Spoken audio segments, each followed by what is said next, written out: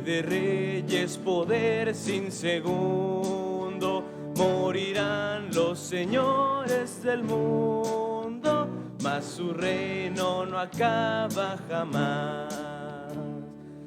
Pueblos en vicios sumidos, siendo en su seno de prodigios, de gracia está lleno. Sus mercedes humildes cantar, a su pueblo llevó por su mano, a la tierra por él prometida. Por los siglos sin fin les da vida, y el pecado y la muerte caerán. Del pecado a salvarnos, del pecado y la muerte eterna, de prodigios de gracia es torrente, sus mercedes humildes cantar. Por el mundo su mano nos lleva, el celeste descanso nos guía, su bondad vivirá eterno día, cuando el mundo no exista ya más.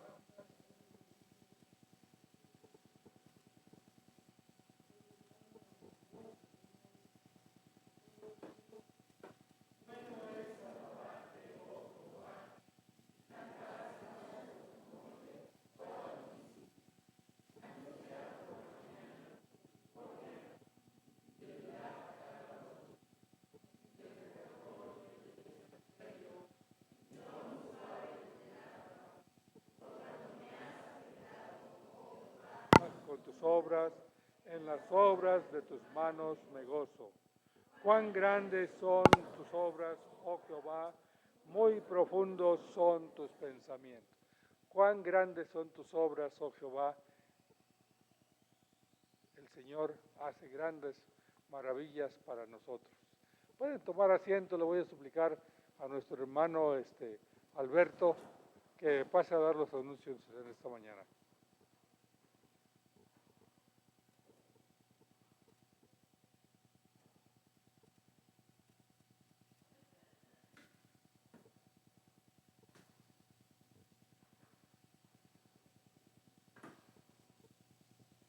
Buenos días, hermanos.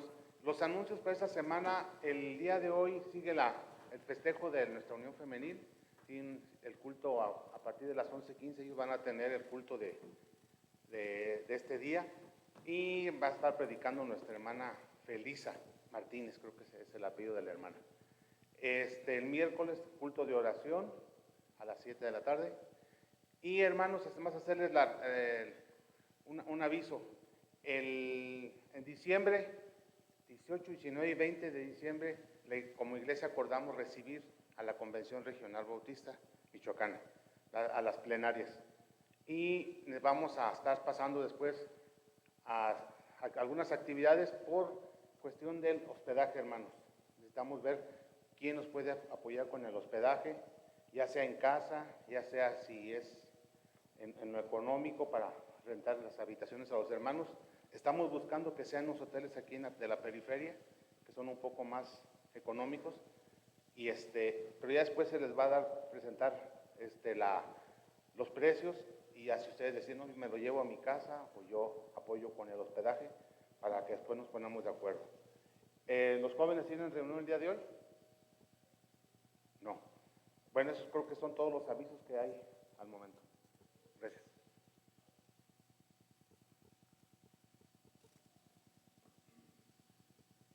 Himno número 364.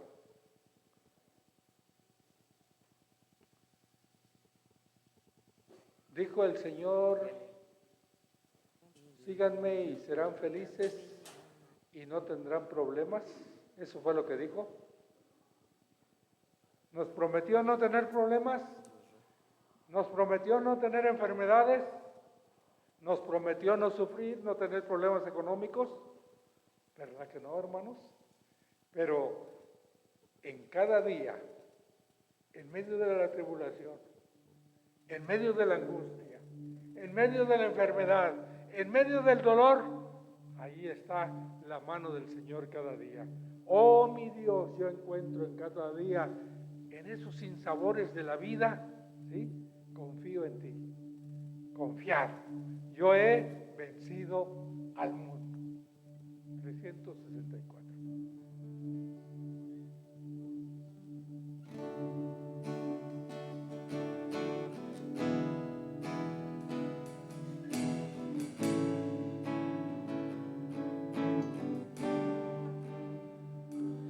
Oh, mi Dios, yo encuentro cada día tu poder en todo sin sabor.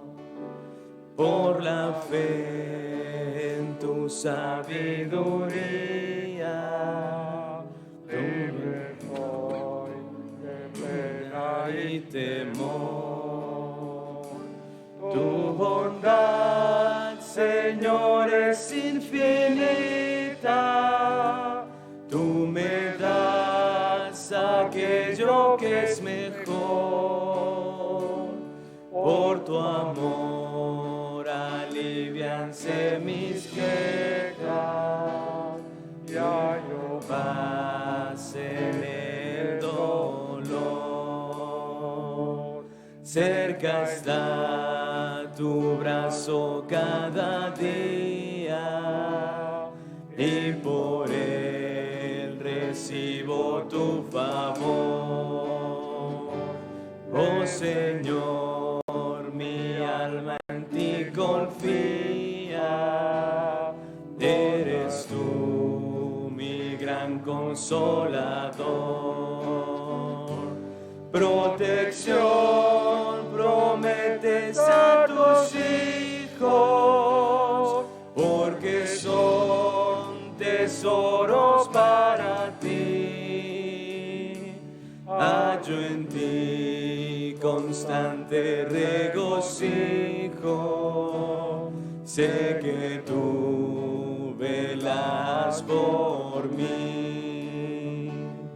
Tu poder me ayuda cada día a vencer en la tribulación. Tengo fe, pues tu promesa es mía, gozaré de tu consolación. Poder. Si el afán y la aflicción me llega, Tu mano está conmigo. estará tu mano junto a mí. Y después en la postrera ciega moraré yo junto a ti. Amén.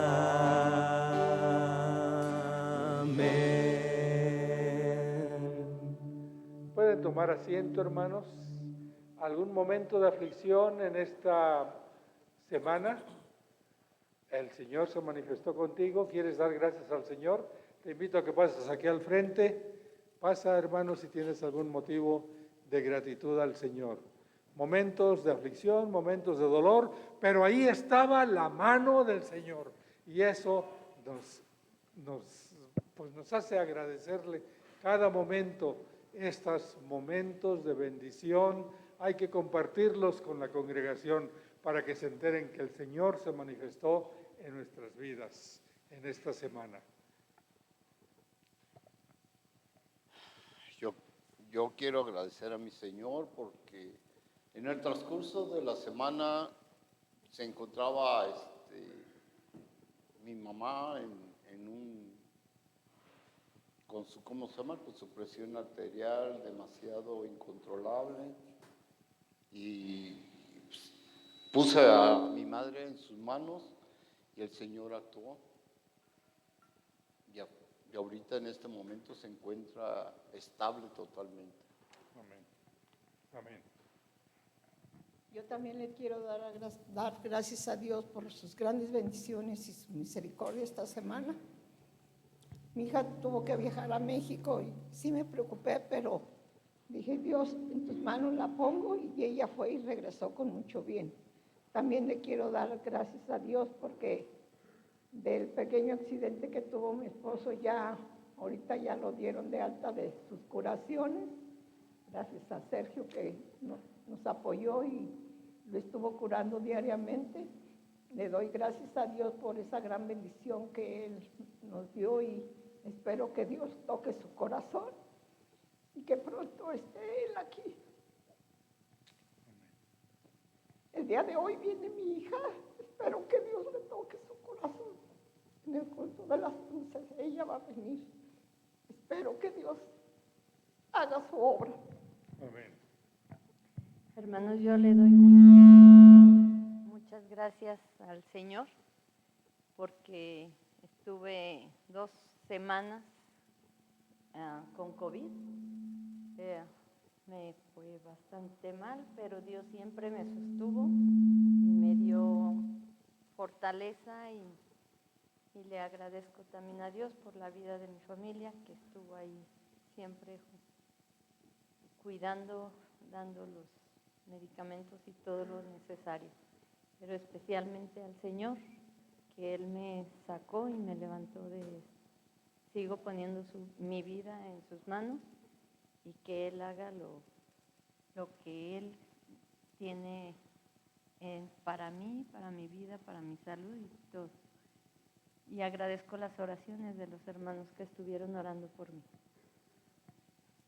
Buenos días, hermanos. Yo también quiero agradecer a mi Dios por todas sus oraciones y porque Él se ha manifestado cada momento, cada instante en mi familia, en la familia de Sergio, con su mamá, con mi papá, ya que también mi papá pues estuvo padeciendo un herpes ocular que le dio en toda la cara y la cabeza, pero gracias a Dios ya está muy bien y también quiero seguir pidiendo por que sigan fortaleciendo nuestras familias, pero ahorita en este momento el matrimonio de mi hija. Amén. Hermana Lorena, ¿quieres pasar aquí al frente para dar las gracias a Dios? Si el afán y la aflicción me llegan, pasa aquí al frente, hermana, estará tu mano junto a mí. Y el Señor está en esos momentos de aflicción, de dolor. Vamos a orar con nuestra hermana Lorena.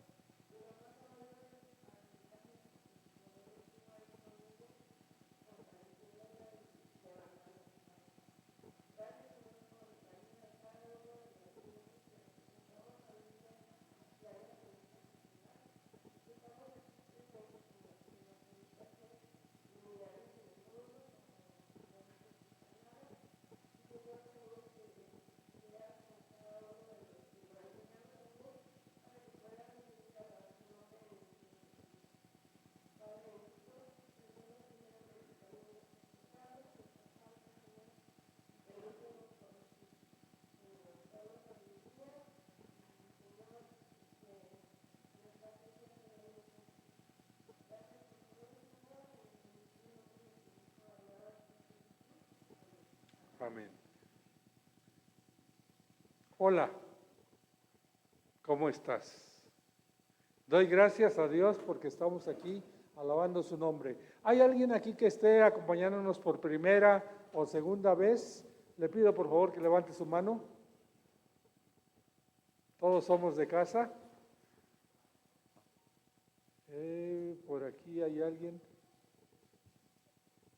A ver. Nuestra hermana allá atrás de nuestra hermana Tere, Dios le bendiga. ¿Su nombre? Agustina. ¿Es de aquí de Morelia? Es la hermana hija de Aurorita. Ok, bienvenida Agustina. Dios te bendiga. No te reconocíamos. Dios te bendiga. ¿Alguien más? ¿No? Hermanos, cuando alguien llega a su casa, ¿cómo lo tratan?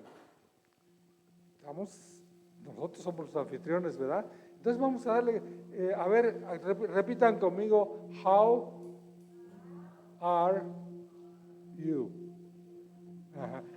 Aquí está un hermano con nosotros. Sí entiendes. ¿Cómo estás? Bien. ¿Cómo te llamas, hermano? Kid. Si le pueden decir how are you, díganle.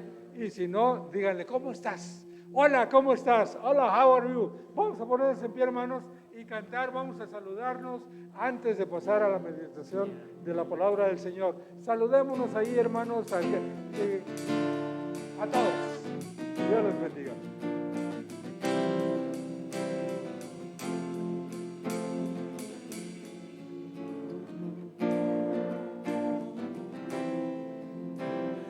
Hola, ¿cómo estás? Doy gracias a Dios porque estamos aquí alabando su nombre. Bienvenido seas a la casa del Señor. Bienvenido seas a la casa del Señor. Hola, ¿cómo estás? Qué hermoso es reunirnos y así compartir el amor del Señor. Bienvenido seas a la casa del Señor. Bienvenido seas a la casa del Señor, a la casa del Señor.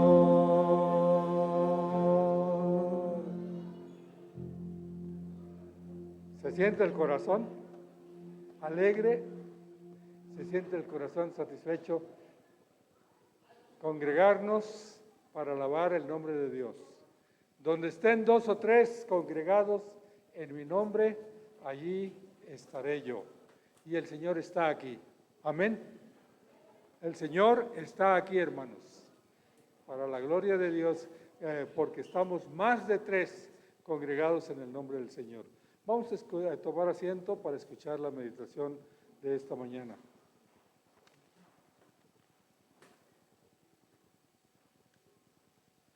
Buenos días, hermanos. Es ciertamente un gozo, pero a la vez es un privilegio y una enorme responsabilidad estar al frente en un púlpito. Porque estar al frente de un púlpito representa hacer el esfuerzo por compartir algo sumamente sagrado, algo sumamente importante, y es la palabra de Dios. En una iglesia cristiana, en una iglesia salvada por Cristo como esta, solamente debe predicarse la palabra de Dios. Y les invito a que me acompañen en oración para que roguemos al Espíritu Santo que sea solamente su palabra predicada, pero que además toque el corazón de cada uno de nosotros. Oremos. Dios Santo, Trino y Misericordioso, cuántas gracias te damos porque tú eres bueno, eres fiel, eres justo con nosotros, Padre. Porque a pesar de que como seres humanos nuestro corazón está de continuo el pecar, Padre, transgredimos tus mandamientos continuamente, Padre. En tu gracia, Padre, y en la obra de Jesucristo encontramos perdón. Te ruego, Padre, que en esta mañana tu Espíritu Santo hable a través de mí, Padre, que no sean mis palabras, que no sea yo hablando, Padre, sino tu Santo Espíritu. Te ruego, Padre, que tu Espíritu Santo instruya, redarguya, Padre, y hable y toque el corazón de cada uno de mis hermanos. Motívanos como iglesia, Padre, despiértanos, refórmanos como iglesia, Padre, llévanos hacia la santidad, Padre, porque tú demandas una iglesia santa, una iglesia apartada de pecado, Padre, pero especialmente una iglesia que te ame. Padre, te ruego que seas con nosotros en esta mañana. En Cristo Jesús, nuestro Salvador, oramos, pidiéndote especialmente mi perdón por los pecados que he cometido, Padre, así como el perdón de los pecados que cada uno de mis hermanos han cometido. Amén. En esta mañana he titulado esta meditación, esta predicación, Piensa en Jehová y tendrás paz. Piensa en Jehová y tendrás paz. Y ciertamente va a ser una predicación expositiva, quiere decir que vamos a ir estudiando y analizando versículo a versículo, pero se hace necesario que entendamos un poco el contexto, que entendamos un poco la hermenéutica, que es el autor, entender al autor, el receptor, el motivo del mensaje, el mensaje en sí, pero para poder hacer eso es necesario entender el contexto histórico. Y eso, hermanos, nos va a llevar a formar una exégesis, que es entender y aplicar ese mensaje a nuestras vidas. Entender ese mensaje que se predicó hace más de 2000 años, que se dio a un pueblo completamente diferente a la primera iglesia bautista de Morelia. Esa es la finalidad en esta mañana. Y para ello, nuestra predicación se va a basar en Isaías, en el capítulo 26, versos del 1 al 4. Y aunque no me gusta andar saltando en la Biblia, andar de un pasaje a otro sin contexto, vamos a estar buscando algunas citas que nos van a ayudar a reafirmar lo que hoy aquí podemos aprender. ¿Quién fue el profeta Isaías? Es necesario entender quién fue el profeta Isaías. Isaías es a la verdad conocido como el profeta mesiánico, aquel que habló del siervo sufriente, el siervo que habría de padecer en la cruz por la vida de todos y cada uno de nosotros. Por cuanto él estaba profundamente compenetrado en la idea de que de su pueblo había de ser una nación mesiánica ante el mundo. De su pueblo iba a surgir ¿quién? El Mesías, nuestro Salvador. Es decir, una nación por la cual había de venir de Dios una grande y admirable bendición a todos los pueblos, no solo al pueblo de Israel, no solo al pueblo de Judá, no solo a las naciones de ese entonces, sino ¿a quién? A todo el mundo, una bendición de Dios para todo el mundo. Les pido que me acompañen, por favor, a Juan, capítulo 12, versos del 38 al 41.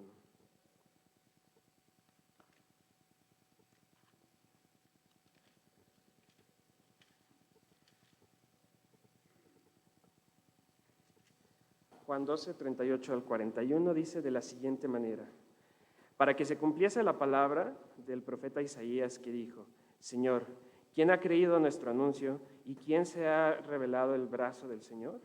Por eso no podrán creer, porque también dijo Isaías: cegó los ojos de ellos y endurecieron su corazón, para que no vean con los ojos y entiendan con el corazón y se conviertan y yo los sane. Isaías dijo esto, escuchen bien, cuando vio su gloria y habló acerca de él. ¿La gloria de quién vio? ¿Acerca de quién habló? Del mismísimo Señor Jesucristo. Nos damos cuenta que Isaías vio la gloria de Cristo y habló de él 800 años antes incluso de que él naciera. Ese es el oficio profético de Isaías. Es por eso que se le conoce como el profeta mesiánico. Sabemos por la misma palabra y la tradición popular que ministró en Jerusalén y en sus alrededores como un profeta a Judá. Estamos hablando del pueblo dividido. Sabía desde el principio que su ministerio sería de exhortación y advertencia sin fruto. Él estaba hablando a una nación que se rebelaba de continuo contra la palabra y contra la ley de Dios. Él sabía y estaba consciente que su mensaje no sería escuchado, que su mensaje no sería atendido porque el pueblo no se iba a arrepentir. Aún así aceptó su llamado profético con gusto. Dice el teólogo Joel Beeke acerca de la vida de Isaías que el alcance temporal de las profecías de Isaías han causado mucho revuelo, ya que éste habló acerca de sucesos que ocurrieron más de 200 años posteriores a su vida. Mucho ojo ahí, lo cual ha provocado que algunos escépticos nieguen que Isaías sea el autor final de este libro. Sin embargo, aquellos que creemos en la inspiración de las Escrituras no debemos tener problema alguno con la profecía predictiva, ya que Dios, el autor final, conoce el fin desde el principio. Para ello les pido que regresemos a Isaías, al capítulo 40, versos 9 y 10.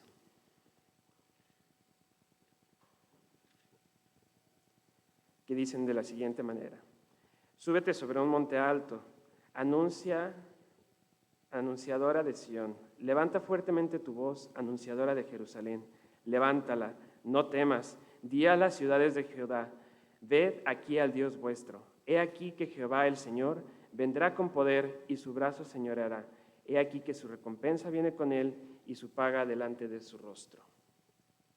Isaías conocía que Dios está al tanto de todo el tiempo. La palabra de Dios dice por ahí en el Salmos que Dios conoce las cosas y que todas las cosas están escritas, cualquier cosa que vaya a suceder. Pero bueno, ¿qué es el oficio profético? ¿Por qué decimos que Isaías era como tal un profeta? El oficio del profeta era ser el representante de Dios, ¿ante quién? Ante el pueblo. Mientras que los sacerdotes, en comparación con los profetas, eran los representantes del hombre ante Dios. Eran los que intercedían por los hombres ante Dios. Pero el profeta era el que traía la palabra de Dios al pueblo. ¿Y de qué manera se le revelaba la palabra de Dios? De distintas. Podía ser a través de sueños, a través de visiones. Incluso el mismísimo Señor Jesús se le aparecía a los profetas. Y ustedes me van a decir, pero estamos hablando del Antiguo Testamento. ¿De qué manera se aparecía el Señor Jesús a los profetas? La respuesta está en el ángel de Jehová.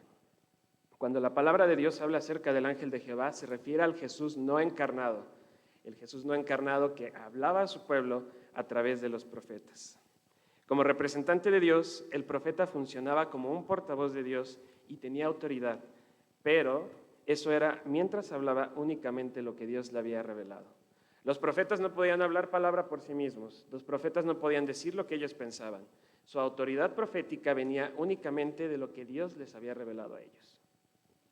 Aunque el profeta era ciertamente alguien que hablaba la palabra de Dios, la forma del sustantivo en hebreo es en realidad pasiva. Quiere decir que el profeta es primero aquel a quien se le ha hablado un mensaje y luego transmite el mensaje a otros. Vemos en la Biblia, en todos los profetas, que primeramente se le entrega un mensaje que había de entregar al pueblo, o a veces a reyes, o a veces a personas en específico. La única autoridad del profeta era cuando proclamaba las siguientes palabras: así ha dicho Jehová el Señor. Si no llevaba implícito esas palabras, hermanos, su palabra como profeta carecía de autoridad. Era la palabra de Dios y no la opinión humana la que tenía autoridad. Los profetas como tal eran reformadores que predicaban contra pecados específicos y transgresiones religiosas y sociales de la ley moral de Dios. El pueblo pecaba de continuo, pero el profeta se dedicaba especialmente a atacar, a través de lo que Dios decía, a pecados en específico que cometía el pueblo y transgresiones contra la ley. Sabemos que el pueblo constantemente buscaba adorar a otros dioses. Constantemente se alejaba y se apartaba de la ley de Dios, pero no solo de eso, dejaban de confiar en Dios.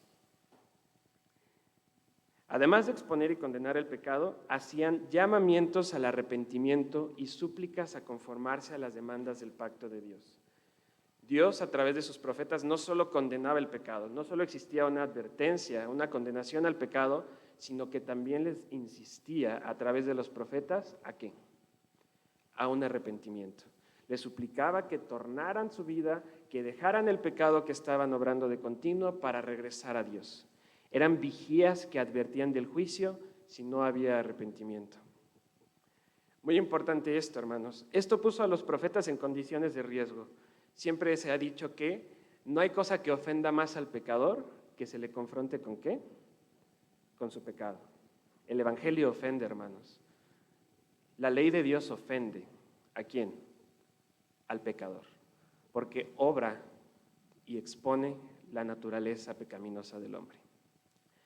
Los profetas estaban en condiciones de riesgo, peligro y desprecio humano. Tal fue así que se cree por la tradición talmúdica que Isaías se opuso a los decretos idólatras del rey Manasés y fue apresado, sujetado entre 2 tablones y aserrado en 2 partes, padeciendo así una muerte dolorosa y horrenda.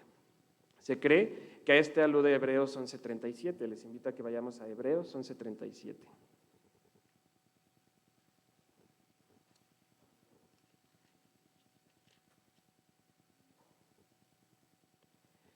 Fueron apedreados, aserrados, puestos a prueba, muertos a filo de espada. Anduvieron de acá para allá, cubiertos de pieles de ovejas y de cabras, pobres, angustiados, maltratados. En Hebreos está hablando acerca de la vida de los santos profetas que obraron en el Antiguo Testamento. Al respecto, el doctor John MacArthur dice lo siguiente: los muchos logros y sufrimientos que se describen en estos versículos se aplican por lo general a esos santos fieles. Algunos experimentaron gran éxito, mientras que otros sufrieron gran aflicción. Pero lo importante es que todos siguieron a Dios con valor y firmeza, sin dar el brazo a torcer ni preocuparse por las consecuencias de su obediencia. Todos depositaron su confianza en Dios y en sus promesas. Los profetas, algunos sufrieron, otros fueron exaltados, como Daniel, que después también fue enviado al foso de los leones. Pero hubo profetas que tuvieron éxito y hubo profetas que sufrieron consecuencias muy trágicas, como lo fue el profeta Isaías. A lo largo del libro de Isaías se emplean de manera continua varias imágenes que nos van a ayudar a representar la deidad de Dios, la superioridad santífica de Dios contra nuestra inferioridad pecaminosa, tales como luz y tinieblas, ceguera y sordera, el ser humano como flor que se marchita, Dios como el alfarero y el ser humano como vasija. Además, el nombre distintivo de Dios en el libro de Isaías es el Santo de Israel. De manera muy enfática y de manera muy especial en este libro se le conoce a Dios como el Santo de Israel. Bueno, eso fue el contexto de la vida de Isaías. Veamos ahora un poco acerca del contexto histórico del versículo, dónde nos encontramos y por qué vamos a llegar a esta porción de la palabra que vamos a estudiar. El periodo en el que Isaías escribió fue un periodo de gran cambio. Judá expandió sus fronteras y llevó a cabo grandes e importantes proyectos de construcción. Estaban creciendo, había bendición por parte de Dios, había prosperidad económica, había crecimiento. Esa prosperidad hizo que las personas, ojo ahí, dependieran menos del Señor y comenzaran a caer en una gran pecaminosidad. Es muy común para nosotros como humanos que cuando las cosas van bien, tendamos ¿a qué? A olvidarnos del Dios que nos bendice. Tendamos a apartarnos de su gracia y tendamos a pensar, soy una maravilla, soy muy bueno en mi trabajo, soy justo, soy recto y por eso me va bien. Cuando la realidad, hermanos, es que la palabra de Dios dice que no hay justo aún siquiera uno. Todo proviene de Dios, toda buena dádiva y todo don perfecto proviene de lo alto. ¿De quién? Del Padre de las luces, en el cual no hay mudanza ni sombra de variación. Toda bendición proviene solo de nuestro Dios. El pueblo comenzó a caer en una gran pecaminosidad. Se apartó de Dios, quien los había bendecido grandemente. Por esto, entendemos que el propósito de Isaías fue advertir sobre el inminente juicio contra los que persistían en el pecado en Judá. Iba a haber un juicio inminente, no había de otra. ¿Pero contra quiénes? Contra aquellos que persistían en pecado. Pero también sus palabras servían para consolar a los que buscaban al Señor, pues Dios no había olvidado su pacto. Mientras que el hombre se olvida de Dios, se aparta del pacto, el hombre se aparta de las promesas de Dios, de las promesas de la gracia, del perdón, de la salvación y la bendición de Dios, Dios no olvida. Dios no olvida su pacto, Dios no olvida sus promesas y además, hermanos, Él es fiel a su palabra. ¿Dios es amor? Claro que sí.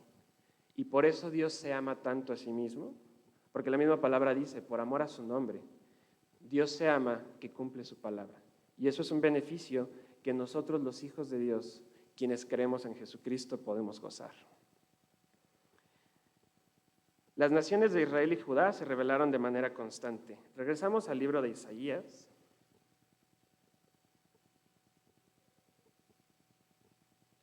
al capítulo 1, versos 24 y 25, por favor.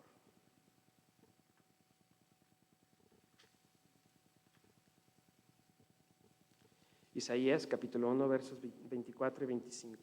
Dice de la siguiente manera: por tanto, dice el Señor, Jehová de los ejércitos, el fuerte de Israel, Ea, tomaré satisfacción de mis enemigos, me vengaré de mis adversarios y volveré mi mano contra ti y limpiaré hasta lo más puro tus escorias y quitaré toda tu impureza.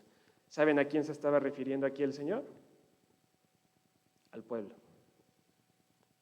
Estaba hablando acerca de la pecaminosidad, estaba dando la condenación y las consecuencias del pecado que continuamente hacía el pueblo. Dios no pasa por alto el pecado ni lo justifica. En cambio, procura el arrepentimiento por parte de los seres humanos. Vemos en los versos del 16 al 20, ahí mismo en el capítulo 1, lo siguiente: lavaos y limpiaos, quitad la iniquidad de vuestras obras de delante de mis ojos. Dejad de hacer, ¿qué? Lo malo. Aprended a hacer el bien, buscad el juicio, restituid al agraviado, haced justicia al huérfano, amparad a la viuda, venid luego, dice Jehová, y estemos a cuenta. Si vuestros pecados fueren como la grana, como la nieve serán emblanquecidos. Si fueren rojos como el carmesí, vendrán a ser como blanca lana. Dios siempre procura que estemos en condiciones de santidad con Él. Las graves consecuencias del pecado conllevaron a juicio, pero la gracia de Dios prometió un remanente. Respecto a este contexto histórico, los capítulos 7 y 8 presentan claramente como base histórica la interferencia de Asiria en la región. Asiria, una potencia internacional, se levanta contra el pueblo de Dios. Por ello, Asiria representa una potencia internacional sumamente peligrosa para el pueblo. Posteriormente lo sería Babilonia. Pero aunque éstas parecían obrar a voluntad propia, aunque éstas parecían que atacaban al pueblo por voluntad propia, escuchen bien, Dios muestra al Dios de Israel como la mano que controla todos los poderes. ¿Dios era más grande que su pueblo? Claro. ¿Dios era más grande que Asiria? Claro. ¿Era más grande que Babilonia? Por supuesto. ¿Y era más grande que los tres juntos? Claro que sí. Dios es la mano que controla todos los poderes. Asiria no era más que una vara en manos de Dios usada, escuchen esto, para disciplinar a Israel y a Judá. Dios en su palabra dice, instruye, corrige y disciplina. Y Dios estaba instruyendo, corrigiendo y disciplinando a su pueblo. ¿A través de quién? A través de Asiria, como una vara que Dios usó para disciplinar a su pueblo. Muy importante esto, Judá e Israel solían depender de sí mismos para la seguridad. Si tenían de su lado al Dios santo, al Dios todopoderoso, al Dios que abrió el mar y salvó al pueblo, un Dios del cual ya conocían su poder, sus misericordias y sus milagros, ¿por qué confiar en sus propias inteligencias? ¿Por qué confiar en sus propias estrategias para su seguridad? Pues el pueblo hizo eso. El pueblo confió en ellos mismos para guardar su seguridad, haciendo estrategias, haciendo convenios y tratados con otras naciones para resguardarse. Pero eso, hermanos, trajo consecuencias, porque ¿en quién estaba su confianza? En el hombre. Y la palabra de Dios dice, maldito el hombre que confía ¿en quién? En el hombre. Las palabras de Isaías clamaban por algo mucho más seguro. En vez de disfrutar de las bendiciones de la obediencia a Dios, la nación sufrió las consecuencias de negarse a confiar en Él. La fe en el Señor soberano de la historia muestra la única y verdadera seguridad. El Señor le dijo al pueblo cuando se vio entre el mar y entre el ejército de Faraón, no temáis, estad firmes y conoced que yo soy Jehová. Estaréis tranquilos. Ese era el mismo Dios que estaba ante este pueblo, pero este pueblo era el mismo pueblo que desconfiaba, que pecaba de desconfiar en Dios. Por último, respecto al contexto, la visión en el templo de Isaías, en la cual vio a Dios como un ser santo, en ella la exclamación de los serafines aludía a Dios como santo, santo, santo. La santidad divina indica la separación de otras entidades. Sabemos que hay ángeles, sabemos que hay seres celestiales, que la misma palabra menciona, pero las 3 veces santidad de Dios demuestra una separación, una superioridad infinita por parte de Dios sobre cualquier otra entidad. Dios es trascendente, Dios es moralmente puro, pero es sobre todo apartado de pecado. Donde hay pureza, donde hay santidad, no cabe el pecado. Este atributo contrasta con la actitud de la nación de Judá en la época de Isaías. El nombre, el Santo de Israel, contrasta y pone en evidencia la santidad de Dios con la pecaminosidad de su pueblo. Él es santo y su pueblo, todo lo contrario. El Dios Santo procura tener una relación con los seres humanos, pero en esa relación Dios exige una sola cosa de su pueblo. ¿Y saben cuál es, hermanos? Santidad. Bien, entonces con este pequeño contexto podemos nosotros ahora sí adentrarnos en nuestro estudio en Isaías capítulo 26, versos del 1 al 4.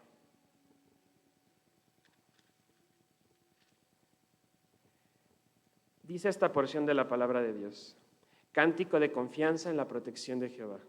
En aquel día cantarán este cántico en tierra de Judá.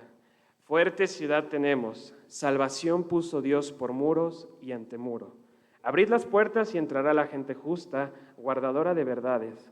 Tú guardarás en completa paz a aquel cuyo pensamiento en ti persevera, porque en ti ha confiado. Confiad en Jehová perpetuamente, porque en Jehová el Señor está la fortaleza de los siglos. Estudiemos un poco esta porción de la palabra de Dios. Hagámoslo de manera expositiva, versículo a versículo. Veamos las verdades que el Espíritu Santo nos muestra en la palabra de Dios. La primera parte es: Dios es nuestra fortaleza. Dios es nuestra seguridad, Dios es nuestra fortaleza. Aquel día, en el versículo 1 comienza diciendo: en aquel día. ¿A qué día se refiere el profeta Isaías? Se refiere al día del Señor. Se refiere a la segunda venida de Cristo. Está hablando de una manera profética a futuro. Las predicciones de Isaías no solo alcanzaban a lo que iba a suceder en el pueblo de Dios en ese entonces, ni 100 ni 200 años después. Vimos que alcanzaban 800 años después con la venida ¿de quién? De Cristo. Pero no solo eso, alcanzaban hasta no sabemos cuándo en la segunda venida de Cristo. Sus profecías predictivas llegaron hasta la segunda venida de Cristo, ese momento en el que el Cristo sería glorificado y su santa iglesia, como nosotros, seríamos también glorificados. Fuerte ciudad. Inicia diciendo: en aquel día cantarán este cántico en tierra de Judá. Fuerte ciudad tenemos. Cuando la palabra de Dios habla fuerte ciudad, a diferencia de la típica ciudad de confusión, como la que podemos ver en el capítulo 25, versículo 2, los invito por favor, capítulo 25, versículo 2 dice: porque convertiste la ciudad en montón, la ciudad fortificada en ruina, el alcázar de los extraños para que no sea ciudad, ni nunca jamás sea reedificado. Todas las naciones corruptibles son objeto de destrucción, todas pueden ser destruidas, pero a diferencia de la ciudad, la Jerusalén en la que vamos a estar con Cristo será una fuerte ¿qué? Ciudad. Dios tiene una ciudad futura de prominencia universal. Por ello, la salvación del Señor es protección de su pueblo. En la salvación del Señor encontramos la protección para la vida de todos y cada uno de nosotros. Versículo 2, ¿quiénes entrarán? ¿Qué personas van a poder entrar a esta fuerte ciudad? ¿Qué personas van a gozar de la protección de esta ciudad?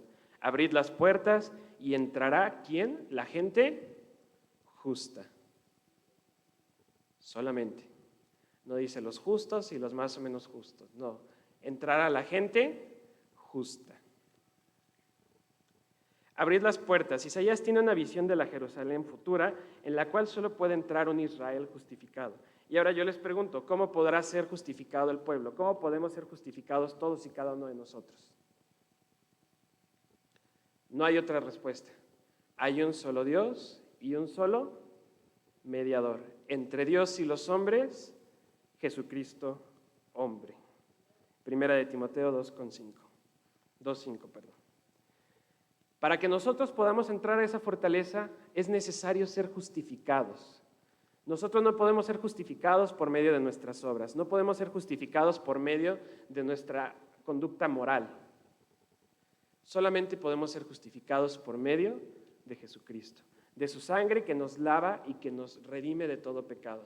Por ello es importante continuamente estar pidiendo al Señor Jesucristo que interceda ante el trono de la gracia por nuestros pecados. De esa manera, nuestra justificación no solo es efectiva y no solo es eterna, pero además es constante. Ciertamente la salvación no se pierde. La salvación es segura, es una seguridad que tenemos, pero requiere que continuamente estemos confesando nuestros pecados. La salvación requiere una continua confesión de pecados. Versículo 3 nos va a hablar acerca de promesa, pero a la vez de una condición. Veamos lo que dice el versículo 3. Tú guardarás en completa paz a aquel cuyo pensamiento en ti persevera, porque en ti, ¿qué? Ha confiado. Completa paz, en ti ha confiado. La disposición constante de confianza en el Señor trae una paz. Estar confiando en el Señor nos trae paz, pero es una paz que los malos nunca pueden conocer. Acompáñenme al capítulo 48, verso 22.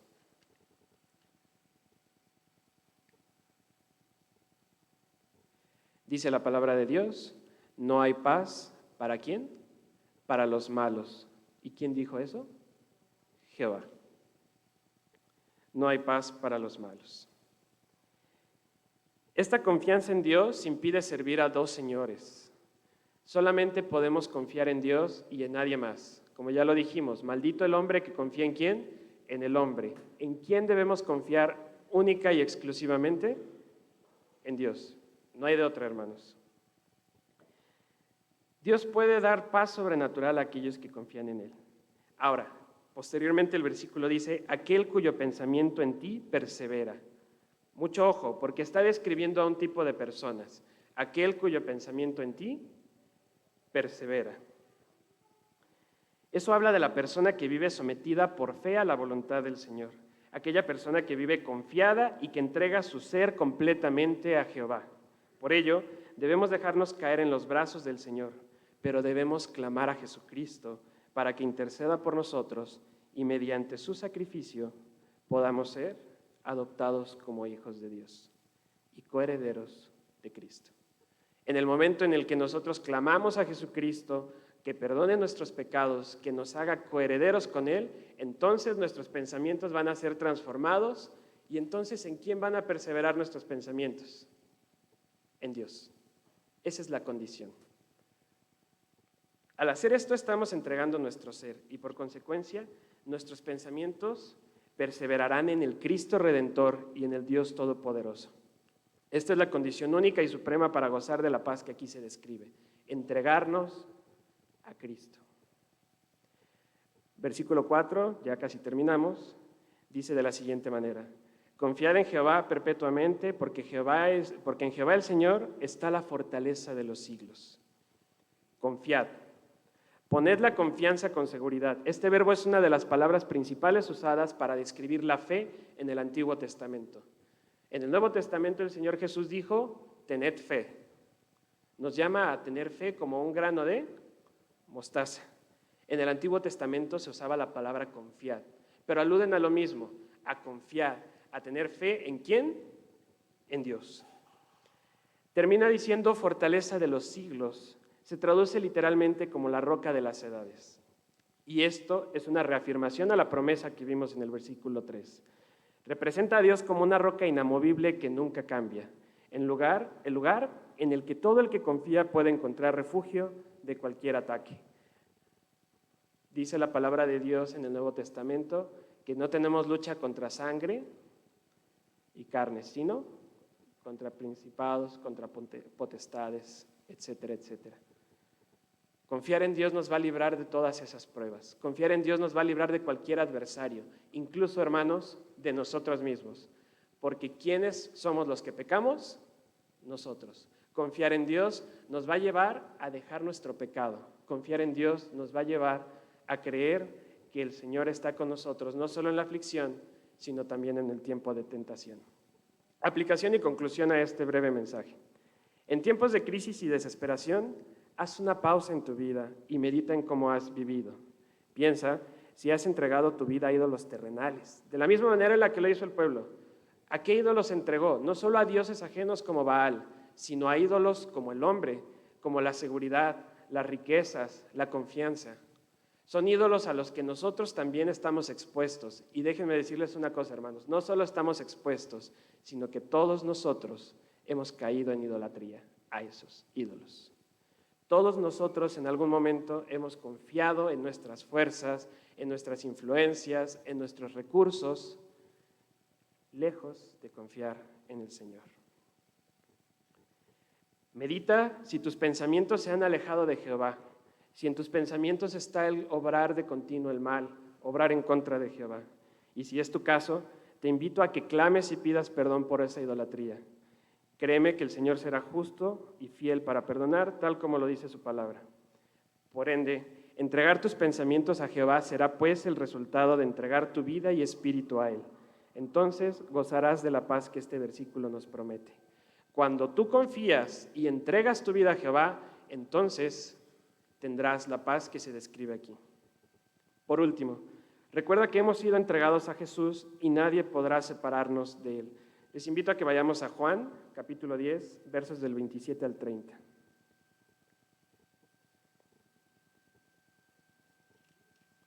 Juan, capítulo 10, versículos 27 al 30.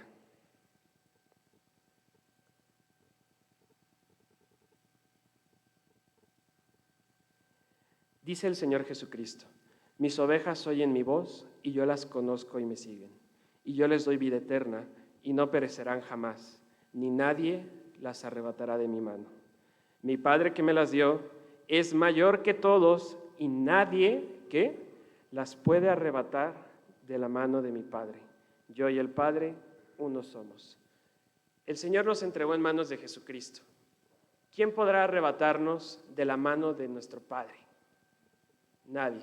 ¿Hay alguien o algo mayor a Dios? No lo hay. Por ende, si nosotros estamos en su mano, nadie podrá arrebatarnos. En Él está segura nuestra vida y nuestra salvación. Pase lo que pase, sabemos que su voluntad es perfecta y es soberana. Y nosotros entonces gozaremos la promesa de ser guardados en paz.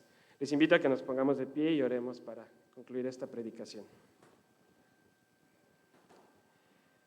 Señor, cuántas gracias te damos porque a través de tu Hijo Jesucristo, a través de creer en Él, de entregar nuestras vidas, Padre, encontramos una promesa redentora, encontramos una promesa de salvación, de perdón a nuestros pecados, Padre, pero especialmente de paz a aquellos que entregamos nuestra vida a Jesucristo. Te ruego, Padre, que tú seas con esta amada iglesia, Padre, que tú seas en la vida de todos y cada uno de mis hermanos, Padre, trayendo paz en cualquier momento, trayendo paz en cualquier aflicción que ellos puedan pasar, Padre. Que tu Santo Espíritu nos redarguya, Padre, y nos instruya si hemos entregado nuestros pensamientos a ídolos, si hemos entregado nuestros pensamientos a todo aquello que se aparta de ti, Padre. Perdónanos. Y en tu gracia, Padre, ayúdanos a encontrar paz como iglesia, Padre, y como personas. Te damos gracias por la vida de cada uno de los hermanos que estuvo aquí, Padre, y que escuchó tu palabra. Gracias, Padre Santo. En nombre de Cristo Jesús oramos. Amén.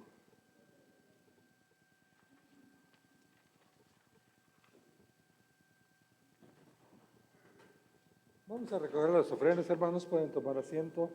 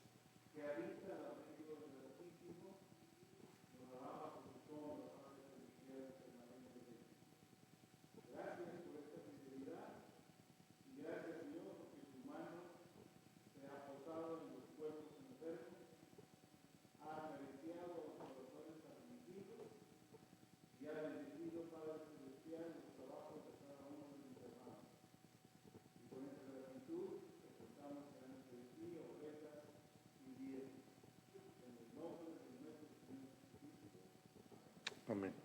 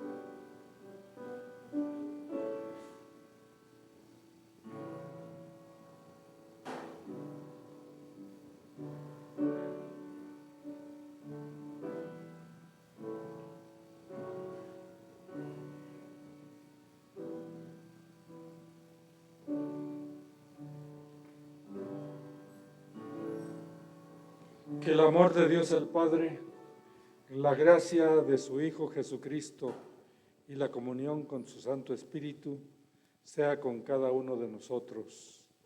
Amén. Dios les bendiga, hermanos.